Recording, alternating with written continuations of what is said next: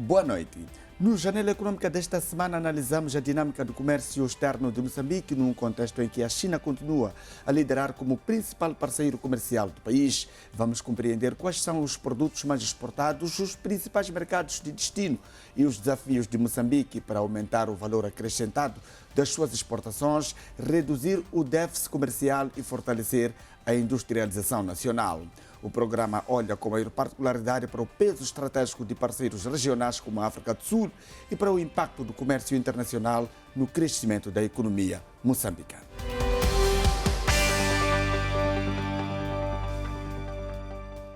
Moçambique continua a enfrentar desafios no comércio externo, apesar de sinais de recuperação econômica registrados em 2025. Dados do Ministério da Economia indicam que a balança comercial de bens permanece deficitária, cifrando-se em cerca de 7,5 mil milhões de dólares devido ao elevado volume das importações.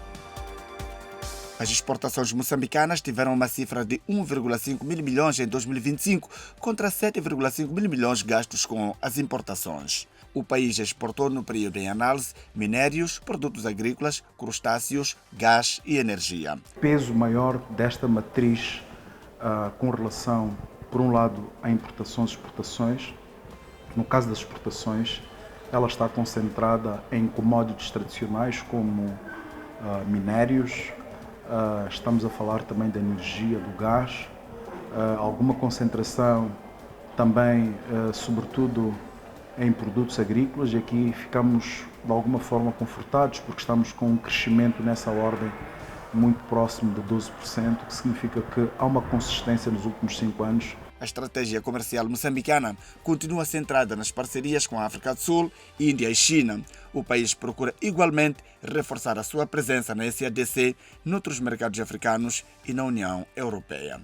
Moçambique aposta na internacionalização do seu setor privado, mas também Moçambique está a buscar e quer consolidar, com aproveitamento estratégico, mercados com os quais nós podemos, por um lado, buscar tecnologia, e aqui temos um esforço significativo na importação de chamados bens de capital, mas também a forma como podemos construir a nossa identidade do Made in Moçambique no contexto desses mercados. Entre os principais desafios, o Executivo aponta os problemas estruturais da economia e o impacto da inflação nos custos de produção. Estamos com um problema estrutural que tem a ver com a nossa estrutura produtiva, que sobre ela o Governo tem estado a adotar medidas. Há de perceber que, por exemplo, o plano de recuperação económica que nós aprovamos, por conta daquilo que foram as adversidades, por um lado a inflação, mas também a recessão global, ela impôs e ela tem imposto na nossa matriz económica a necessidade de continuarmos a estimular o processo produtivo dentro daquilo que é a visão transformacional da economia. O governo defende a necessidade de estimular a produção interna e usar fundos públicos para reduzir o custo do financiamento às empresas. As autoridades reconhecem ainda que Moçambique não está a aproveitar plenamente a sua capacidade logística e a posição estratégica de acesso ao Médio Oriente e Ásia. O comércio bilateral entre Moçambique e África do Sul atingiu em 2025 cerca de 427,92 mil milhões de meticais, mantendo-se entre os mais relevantes do continente africano. Apesar de uma ligeira redução em relação ao ano de 2026, no valor de 460,88 mil milhões de meticais, o governo sul-africano considera que a relação comercial continua sólida e resiliente, sustentada sobretudo pelos setores da energia, mineração, logística, indústria e agricultura. As exportações sul-africanas para Moçambique incluem maquinaria, veículos, produtos minerais, materiais de construção, produtos químicos e alimentos processados. Já Moçambique exporta principalmente eletricidade de Caurabaça, gás natural, carvão mineral, alumínio e produtos agrícolas. O setor energético continua a destacar-se como um dos pilares da cooperação econômica entre os dois países.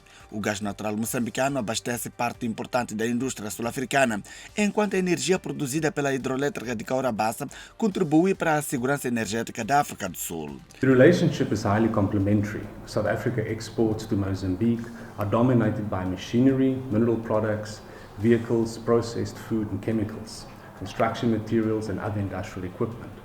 Mozambique's exports to South Africa are concentrated mainly on electricity from Cahora Bassa, natural gas, coal, aluminium, and selected agricultural products. Moçambique e África do Sul reforçam cada vez mais a sua posição como parceiros econômicos estratégicos na região da África Austral.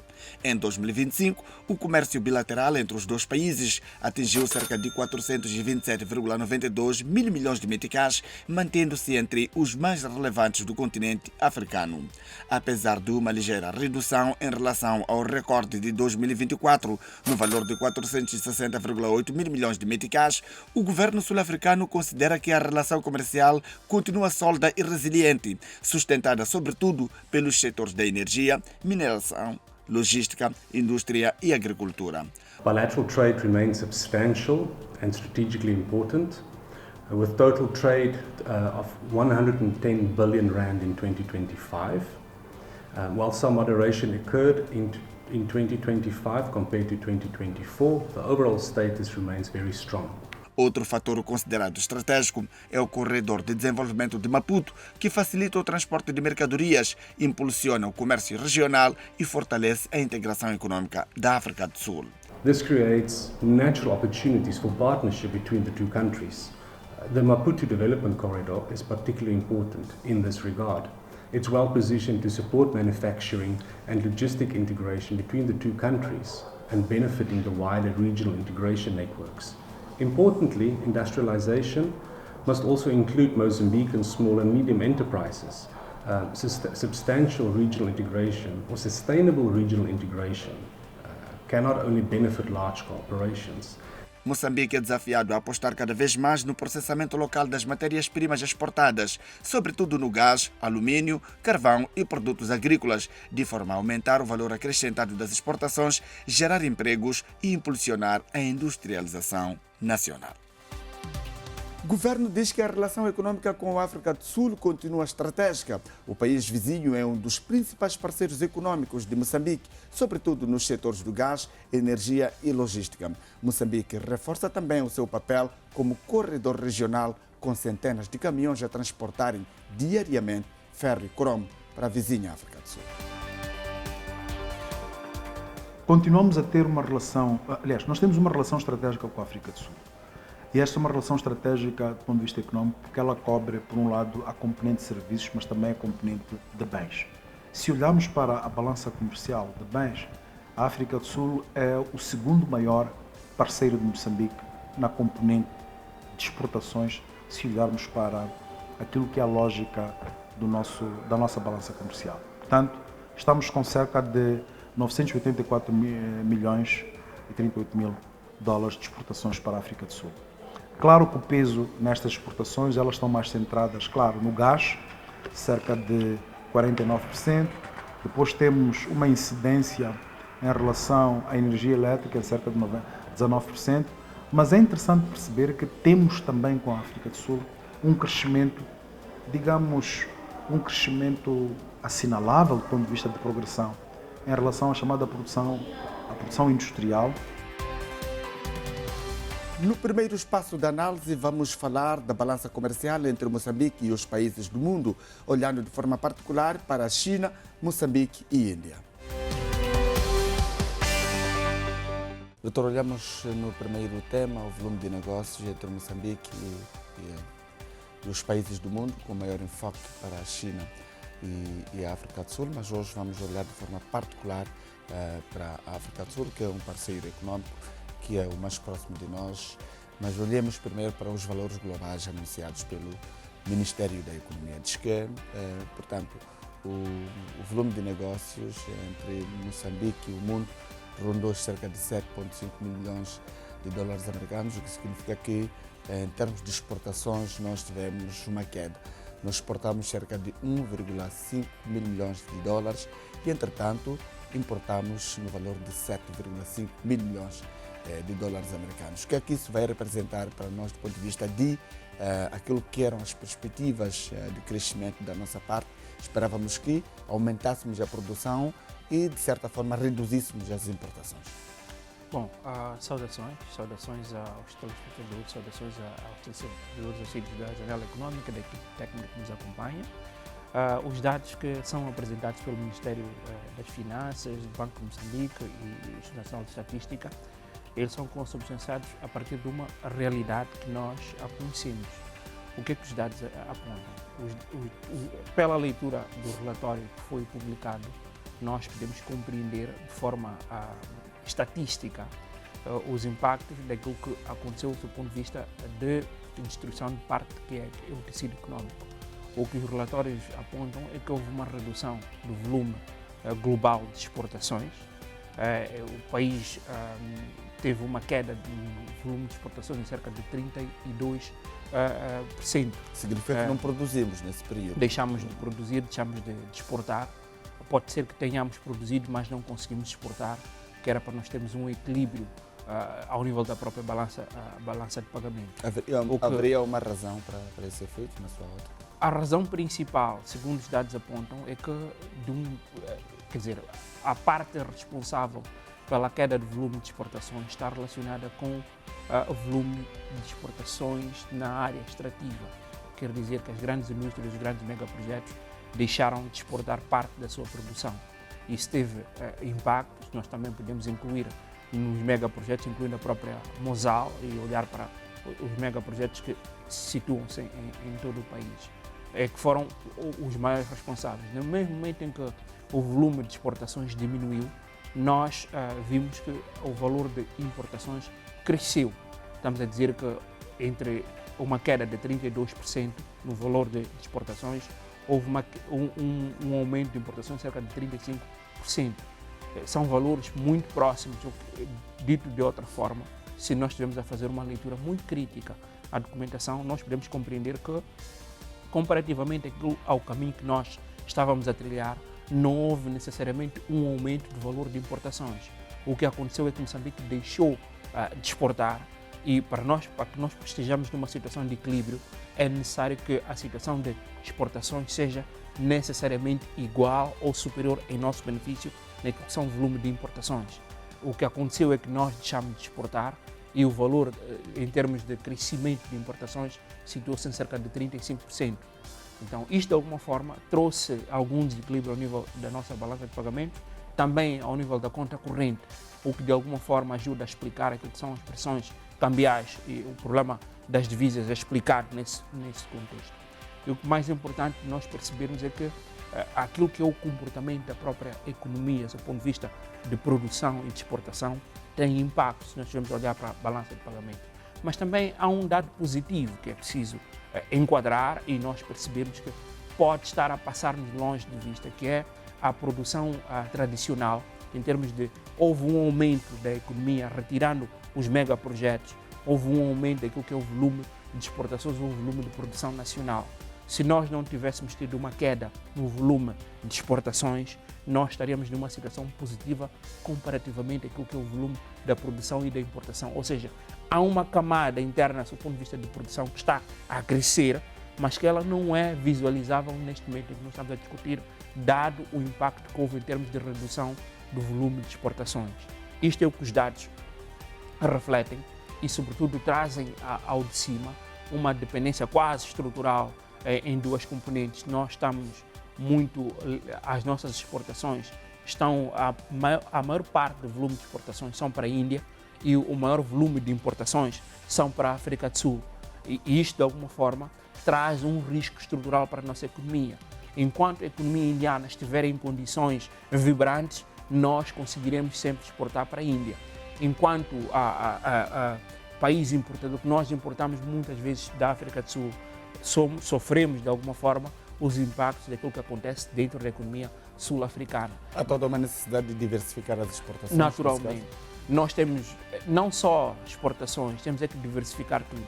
Temos de diversificar os países com os quais nós transacionamos, sempre desprivilegiar aqueles que nós temos uma posição muito vantajosa, que é a Índia, mas precisamos de encontrar outros mercados, que é para diversificar aquilo que é o risco que o país pode incorrer em eventuais instabilidades, quer seja no mercado asiático. Os mercados estratégicos agora? Depende. Aí nós temos de olhar primeiro para quais são as dificuldades que existem em transacionar com os mercados, que é para nós também percebermos de que forma que nós podemos nos reorganizar. Nós, quando olhamos muitas vezes para a Índia, estamos a falar na componente dos cereais, mas também podemos perceber de que forma quais outros mercados têm interesse ou quais nós transacionamos. Aí estamos a olhar para a União Europeia, mas o maior problema com a União Europeia está ao nível da componente das certificações. Então há um desafio que nós podemos olhar para a componente das certificações internas, como é que nós melhoramos a qualidade daquilo que nós produzimos, a olhar para o nível de exigência de cada um dos mercados.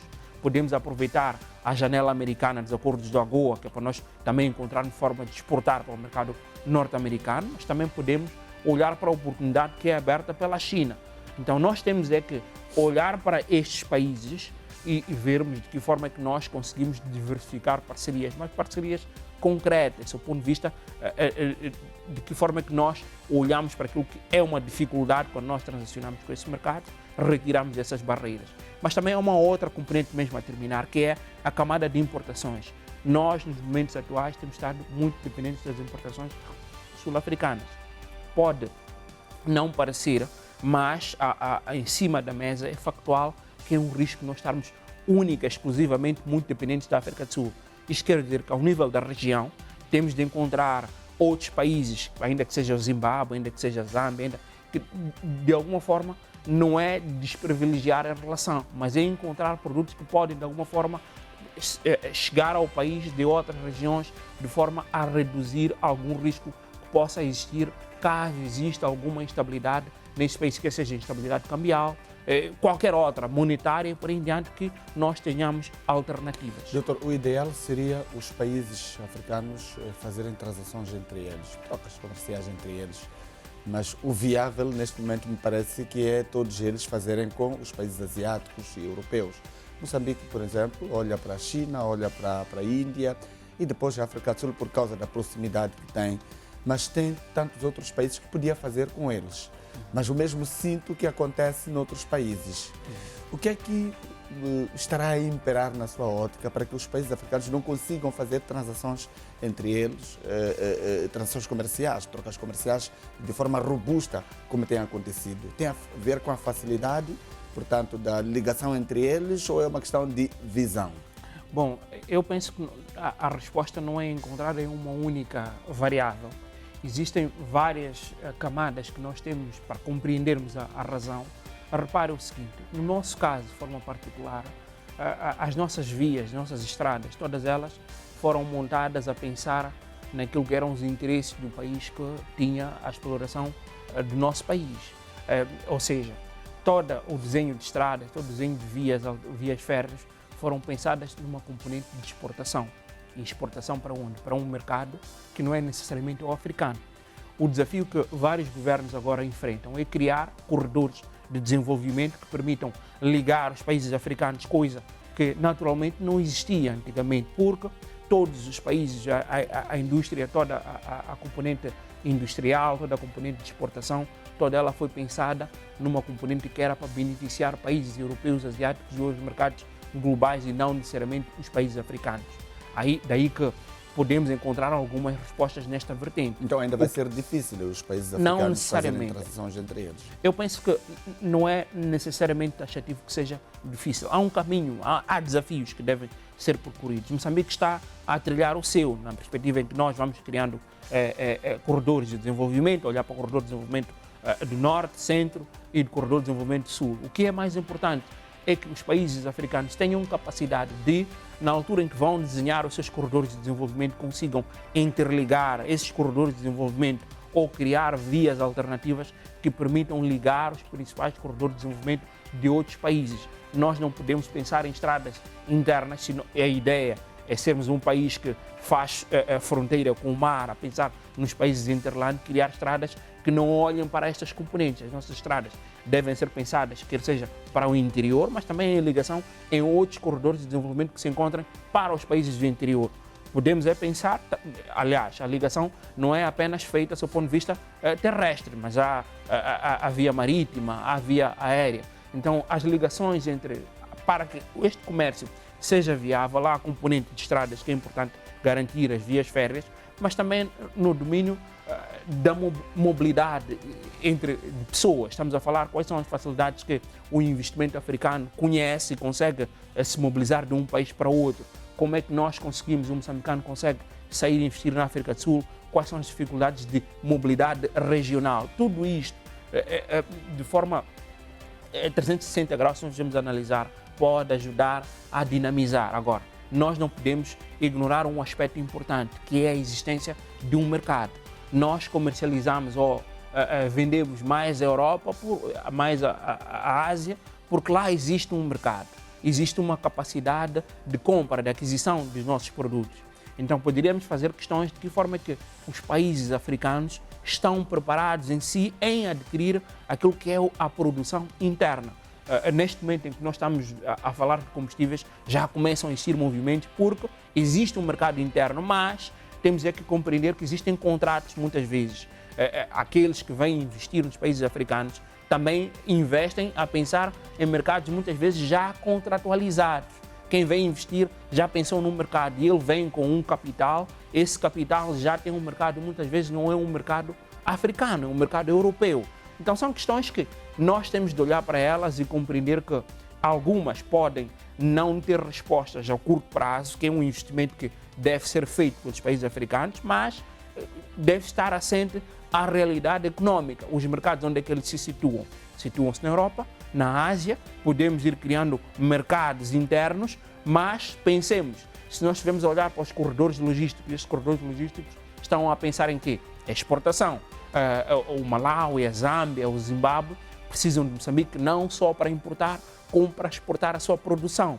Mas também temos de começar a desenvolver as indústrias nacionais, a pensar naquilo que nós importamos. Aí é onde nós podemos encontrar alternativas internas que possam, de alguma forma, justificar a essência do mercado. Processamento, neste caso, desses produtos antes de exportar. Doutor, os números colocam-nos um grande desafio do ponto de vista de maximizarmos a produção nacional.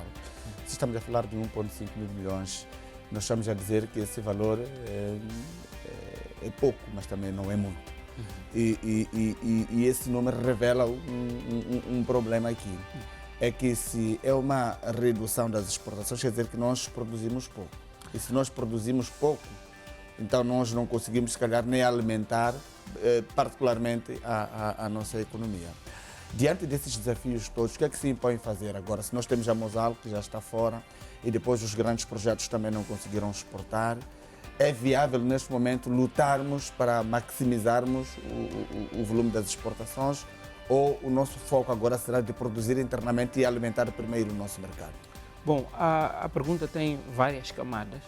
Primeiro, o que nós precisamos de compreender é que o produzir não é necessariamente igual a exportar. O país pode estar a produzir e não conseguir exportar. Pode ter existido produção, mas essa produção pode não ter sido exportada. Agora, o objetivo principal... Mas essa produção devia se fazer sentir, por exemplo, no mercado, se olharmos para... Não necessariamente, depende da existência. Reparemos o seguinte, uma das componentes que é responsável pela queda do valor de exportações, estamos a falar da área extrativa, estamos a falar de extração de produtos minerais. Se nós isolarmos a parte extrativa, houve um crescimento. Aí nós verificamos que houve um crescimento da economia tradicional, houve da produção tradicional, houve um aumento daquilo que é a atividade econômica, um aumento em termos de transacionalidade.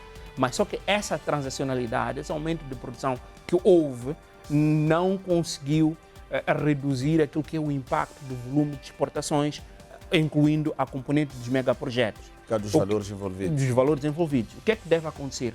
Deve haver um aumento na medida em que nós também diversificamos os mercados.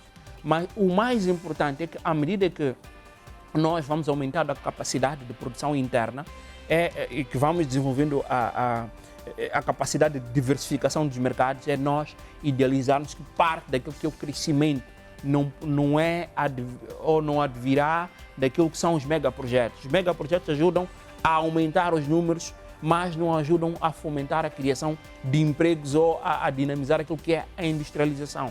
Permitem-nos ter capital. Esse capital pode ser reinvestido na economia doméstica, do ponto de vista de criação de pequenas indústrias, mas aquilo que é responsável pela nossa produção, os dados que nós devemos prestar mais atenção é excluir os megaprojetos, olhar necessariamente como é que a economia tradicional se comportou. Nessa perspectiva, nós podemos perceber que ela cresceu, mas ela não cresceu na medida necessária para responder às pressões internas. A outra camada da pergunta que fez, se nós devemos estar concentrados naquilo que é a produção para responder às necessidades internas? Depende. Vai depender de quê? Vai depender de vários fatores. Nós, com as exportações, conseguimos obter divisas. Essas divisas permitem-nos, de alguma forma, não só alimentar aquilo que é as nossas empresas, mas também garantir que tenhamos capacidade de importações de produtos que nós não produzimos, incluindo os combustíveis e os medicamentos. Então, não é uma resposta que tem apenas, que não pode ser simplificada. Ela devemos perceber ao analisar a questão que... A redução das exportações também tem um impacto negativo do ponto de vista cambial no mercado nacional. Exatamente. É isso que é exatamente isso que estamos a dizer. Tem um impacto do ponto de vista de acumulação de reservas, mas também temos que considerar que o aumento o aumento das exportações tem de encontrar resposta em que perspectiva? Nós aumentamos a produção, olhamos para a questão de reserva de alguma parte da produção nacional que deve ser reservada ao mercado. Pode ser considerado um barômetro de avaliação daquilo que nós produzimos. Quanto mais exportamos, denunciamos que nós produzimos mais. Necessariamente sim. Agora, há um perigo que nós temos de compreender. Qual é? O principal perigo é aquilo que às vezes acontece. Uma economia que está muito virada às exportações tende a aumentar ou incrementar aquilo que é o volume de divisas, que de alguma forma pode ajudar a aumentar aquilo que é o volume o valor da inflação dentro da própria economia. Ou seja, os movimentos têm de ser alinhados. Nós aumentamos a produção para o consumo doméstico na medida em que nós aumentamos a produção para o exterior, que é para nós.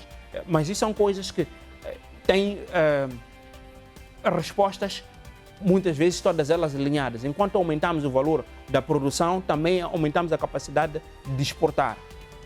Então, só para terminar, olhemos agora para a vizinha África do Sul, que é o segundo maior parceiro econômico de Moçambique. Se olharmos para os valores envolvidos, estamos a falar de cerca de 422 mil milhões de meticais em 2025, embora isso registre uma redução em relação ao ano anterior de 2024, onde chegamos a 460,88 mil milhões de meticais. O que é que denuncia esta redução, por exemplo, dessas exportações? É sinal de que há algum problema nas relações comerciais entre Moçambique e a África do Sul, ou a questão das divisas também terá imperado no meio disto? Bom, são vários fatores. O primeiro que deve ser encontrado são dificuldades regionais que os dois países estão a enfrentar. O segundo fator importante é que tivemos um período em que o comércio bilateral, tivemos as fronteiras também encerradas, aquilo trouxe impactos.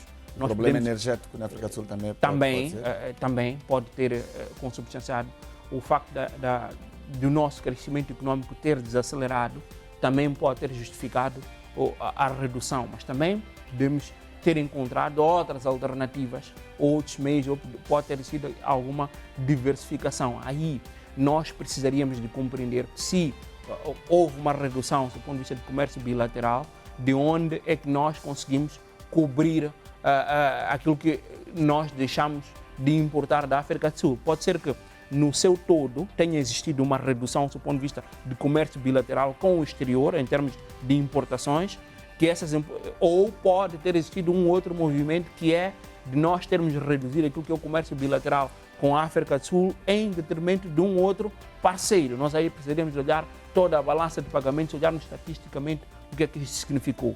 Mas os factos são, nós tivemos em algum momento as fronteiras encerradas, o que reduziu em parte aquilo que é o comércio bilateral. Os dois países, caminhões, sobretudo, né, exatamente, os dois países estão a enfrentar dificuldades, quer seja dificuldades cambiais e por aí em diante. A região no seu todo está a enfrentar dificuldades. É um problema São global, elementos factuais que nós podemos que afetaram a consubstanciar. todos. Então, eu volto consigo daqui a pouco. Temos que avaliar a central de aquisições criada pelo Estado, o seu impacto na economia e no controle da coisa pública.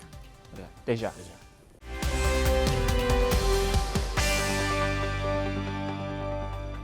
Estudo do governo e parceiros recomenda a construção de 2 linhas de transporte de 400 kV entre Mpandankua, Entete e Maputo, numa extensão de cerca de 1.300 km para reforçar a disponibilidade de energia elétrica no país.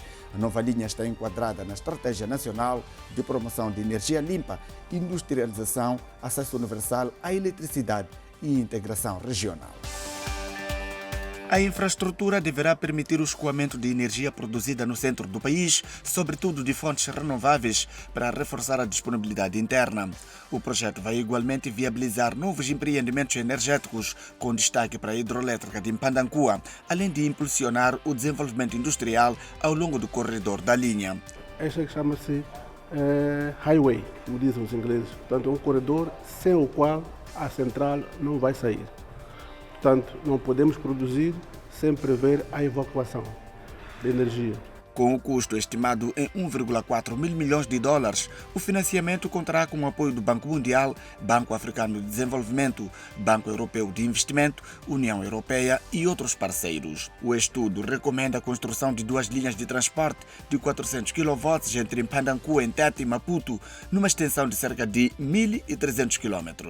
Nós terminamos agora a solução técnica da linha. Essa solução técnica nós já temos estado a discutir com as várias instituições. Hoje têm a oportunidade, as instituições financeiras, os parceiros de desenvolvimento, de confirmarem a solução técnica. A futura linha será gerida pela Eletricidade de Moçambique e integra a Estratégia Nacional de Promoção de Energia Limpa, Industrialização, Acesso Universal à Eletricidade e Integração Regional. Será, digamos, a solução adequada não só para Mpandancua, mas também para preparar o sistema para o futuro em termos de novas centrais renováveis que vêm do potencial hidroelétrico e também de combustíveis fósseis como o gás. O projeto prevê ainda estudos de impacto ambiental e social, participação pública e programas de desenvolvimento comunitário antes do início das obras. O Standard Bank apresentou esta quarta-feira em Maputo a 4ª edição do Barómetro do Comércio Africano, num estudo analítico que avalia o ambiente de comércio no continente com enfoque no desempenho e nos desafios enfrentados pelas pequenas e médias empresas africanas. O relatório reúne dados comparativos de 10 países africanos, incluindo Moçambique, destacando tendências, oportunidades de crescimento e os principais constrangimentos ao desenvolvimento do comércio intra-africano. Essencial para a apresentação do Barómetro 2026 serviu de enquadramento para um retrato mais amplo da economia moçambicana, entre pressões internas e um contexto internacional instável. O economista-chefe do Standard Bank defende prudência na política de subsídios aos combustíveis, sublinhando uma abordagem seletiva, focada nos setores essenciais, como opção mais sustentável do ponto de vista fiscal. De forma muito sábia, o governo decidiu que é impraticável um subsídio genérico aos combustíveis, ou seja, aquilo que se faz em Angola, por exemplo, onde o Estado em Angola gasta 3% do PIB a subsidiar combustíveis e todos têm acesso a esse combustível barato. Em Moçambique não é possível, não existe esse recurso, de modo que este ajustamento de preços é inevitável. Fauzi Moussa alerta ainda para a escassez persistente de moeda estrangeira, um dos principais travões à atividade econômica, com impacto nas importações, nos custos de produção e na tesouraria das empresas. Defende também que os fundos e instrumentos públicos cheguem mais às pequenas e médias empresas, para além dos setores tradicionais. Talvez fosse um bom momento para refletir até que ponto é que estes fundos que estão a ser criados, como o Fundo de Desenvolvimento Local, o Fundo para Apoio às Mulheres, enfim, todos estes fundos, até que ponto é que se pode estender um pouco o âmbito dos fundos para abranger as pequenas e médias empresas. É neste contexto que surge o Barómetro do Comércio Africano 2026 do Standard Bank, que mede o ambiente de comércio no continente, com foco nas empresas, sobretudo pequenas e médias empresas. A diretora de Banca e Comércio do Standard Bank sublinha que o estudo não é apenas um retrato de momento, mas uma leitura das oportunidades que a África abre ao crescimento. A grande importância deste barômetro está no fato de poder transformar percepções em evidências, porque nós aqui aproveitamos usar dados concretos de alguns do Banco Mundial, do Fundo Monetário Internacional. O relatório coloca Moçambique na primeira posição entre as economias analisadas, destacando ganhos na estabilidade cambial, abertura ao comércio e atração de investimentos impulsionados pelos grandes projetos energéticos. Mas entre os números e o terreno permanece o desfazamento. As pequenas e médias empresas continuam a enfrentar financiamento limitado, custos logísticos elevados e restrições no acesso a divisas. O estudo Analisou 10 economias africanas, incluindo Moçambique, África do Sul, Namíbia, Tanzânia, Quênia e Nigéria. O governo cria a Central de Aquisições do Estado e Instituto Público com o objetivo de assegurar a gestão eficiente e transparente dos processos de aquisições do Estado. A AKIP é responsável pela gestão e execução centralizada dos processos de aquisição pública em todo o território nacional. Trata-se de um dos compromissos assumidos e anunciados pelo Presidente da República na sua tomada de posse, onde fez referência à necessidade de criação de uma central de aquisições do Estado, visando garantir a gestão eficiente dos gastos dos recursos públicos. Esta central de aquisições vai permitir uma maior concentração de informação sobre os preços praticados no mercado, garantindo uma melhor planificação e provisão tanto das aquisições, no que respeita aos preços cotados pelos agentes econômicos, bem como a estimativa do valor de contratação efetuado por cada contratação. O porta-voz do governo explica as vantagens da central. Acabar com a duplicação ou redundância de esforços, melhorar o relacionamento das despesas, ou seja, das equipas de aquisições com os fornecedores para uma maior colaboração e redução de custos, a gestão centralizada de contratos e controle de aquisições, bem assim os serviços oferecidos, controle mais abrangente das aquisições, bem como maior otimização do estoque, bem dos bens adquiridos e também a utilização de sistemas informatizados para automatizar o processo de aquisições, bem como integrá-lo ao controle do estoque e de contabilidade. E no segundo espaço de análise vamos debater sobre a nova Central de Aquisições do Estado. Doutor, estamos na segunda parte das entrevistas e hoje olhamos para a grande novidade de ontem, terça-feira, a aprovação do decreto que cria a Central de Aquisições do Estado, que quer dizer que agora já temos uma central que controla os fundos públicos, por exemplo, as aquisições, neste caso. Se o Estado quiser comprar alguma coisa, qualquer que seja, tem que ir cair lá e depois a central aprovar. É viável neste momento? Bom, primeiro temos de congratular o facto de estar a ser cumprida uma promessa eleitoral. É importante que existam promessas, que essas promessas sejam cumpridas. Esta foi uma das promessas que foi anunciada logo na inauguração deste mandato, que seria criada uma central de aquisições, uma central de aquisições de Estado. E ela já foi materializada. Temos de nos congratular nessa perspectiva. Segundo, temos de compreender o facto da existência ou da criação da central de aquisições ter sido criada e ter sido revisto o decreto, acho que 79/2022, se eu não estiver enganado, se eu não estiver ali, falhado, também ajuda de alguma forma ou vai ajudar o governo ou o Estado em ter um maior poder de negociação naquilo que são as aquisições, porque as aquisições serão centralizadas. Eu poderia citar um exemplo básico. Vamos imaginar que o governo queira comprar papel, as unidades, todas elas, adquirem material como papel, por exemplo, para a sua atividade. Ao comprar de forma fracionada, detém um menor poder de negociação. Na medida em que nós criamos economias de escala, porque vamos centralizar as aquisições, caso exista esta compreensão de que nós podemos aproveitar o facto de termos as compras centralizadas, comprarmos em lotes, podemos de alguma forma aumentar o poder de negociação. O Estado aqui é obrigado a planificar, neste caso, para saber o que é que precisa. As instituições devem reportar todas elas à Central de Aquisições. Aí nós teremos de compreender, esse é que vai ser o maior exercício. A complexidade. Primeiro, é o cronograma concreto da implementação da Central de Aquisições, que é importante que seja conhecido. Qual é o cronograma? A instituição foi criada por decreto, mas aí temos que ver a materialização no terreno. Segunda componente que vai ser necessária compreender é como é que nós pensamos em centralizar. É uma central. Tudo será centralizado ou existirão algumas rúbricas ou alguns elementos que serão descentralizados. E depois, a grande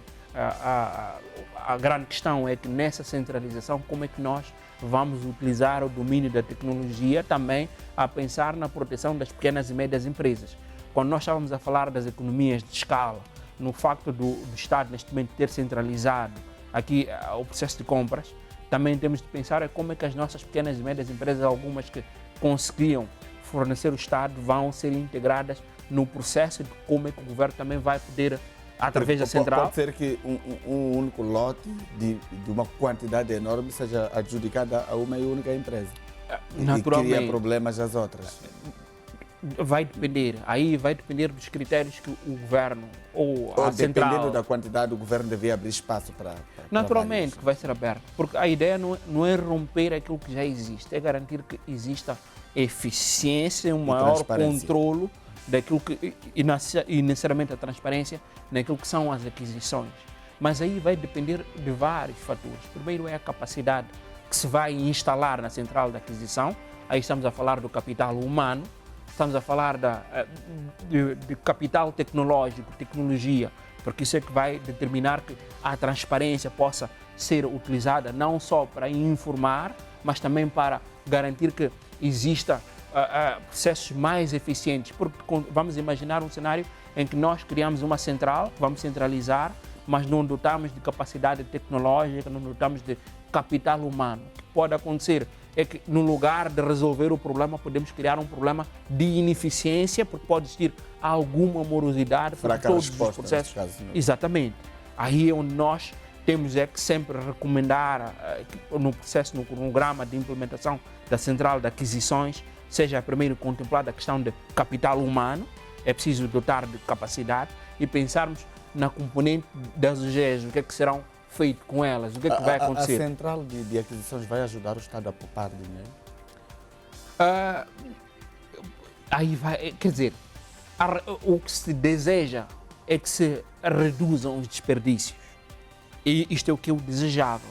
Mas temos de compreender que esta redução de desperdícios, ela não é feita de forma imediata. Não podemos ter a expectativa de que logo no primeiro ano estejamos a fazer milagres do ponto de vista de redução de despesas. Ao longo do tempo e à medida que vamos implementando, o Estado poderá ter maior capacidade de poder perceber onde é que estão as fugas em termos de desperdícios, onde o Estado está a perder. Também questionar algumas aquisições, porque é que se opta em comprar um determinado tipo, e aí nós podemos viabilizar o tipo de respostas.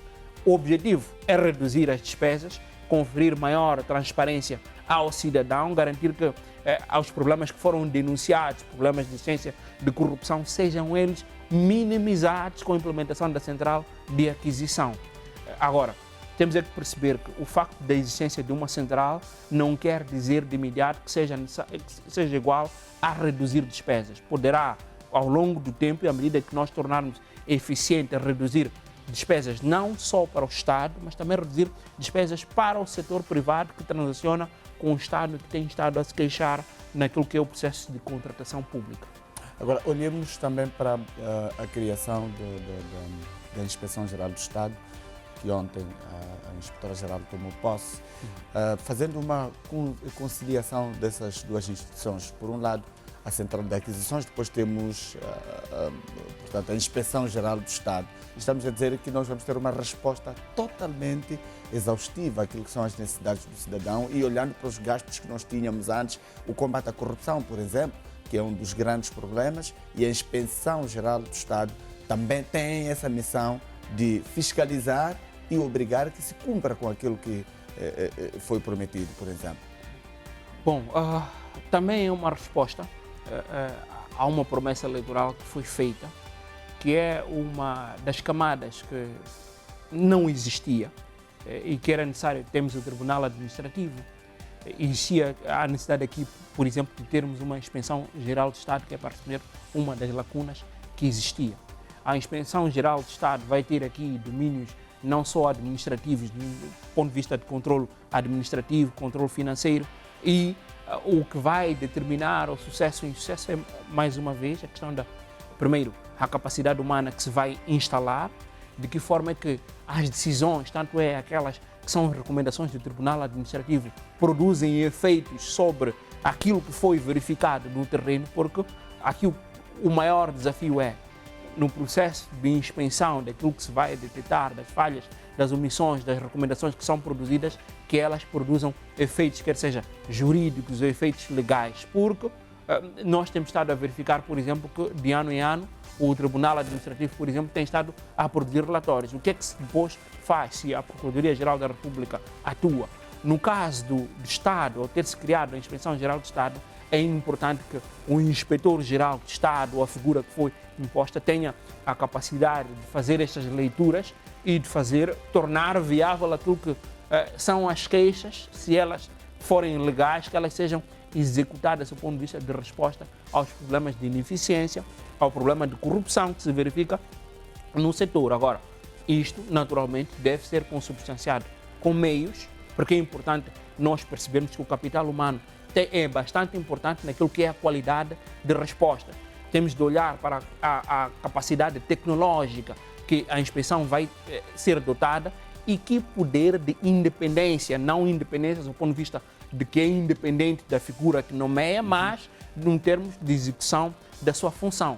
Isto implica que os organismos que são criados, tanto a Central de Aquisições como a Inspeção-Geral do Estado e outras instituições que sejam criadas, tenham recursos financeiros para o exercício da sua atividade. As empresas públicas demandam maiores quantidades de valores do ponto de vista de compras.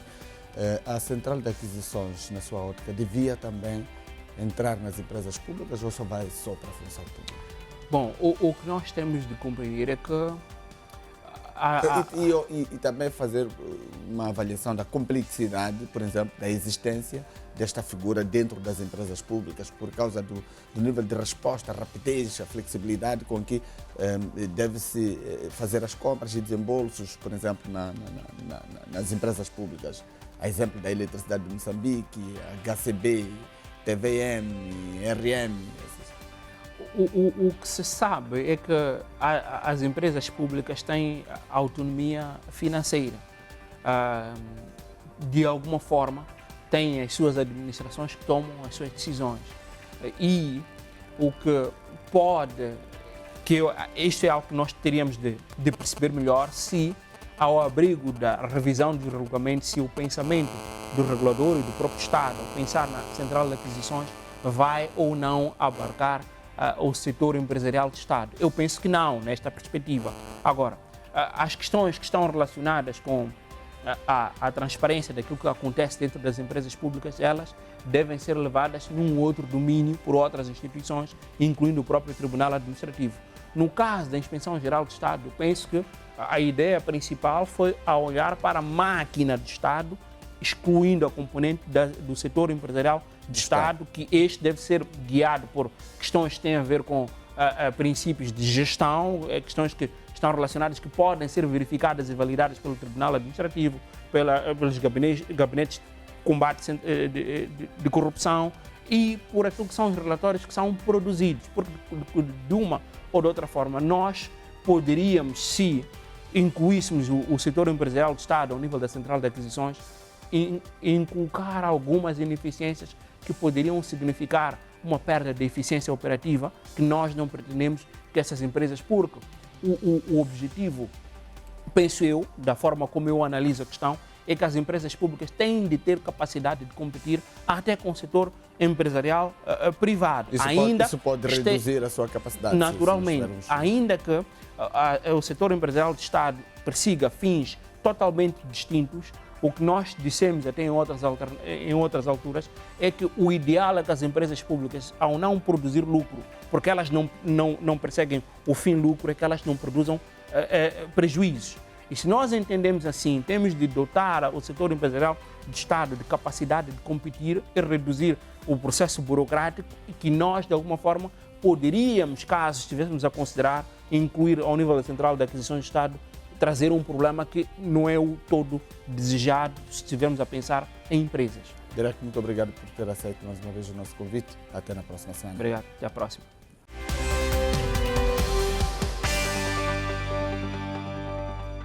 Vamos agora conferir a informação cambial que nos é fornecida pelo Banco de Moçambique. As tabelas refletem as taxas praticadas nas transações entre o Banco Central e a banca comercial e entre os bancos comerciais e o público.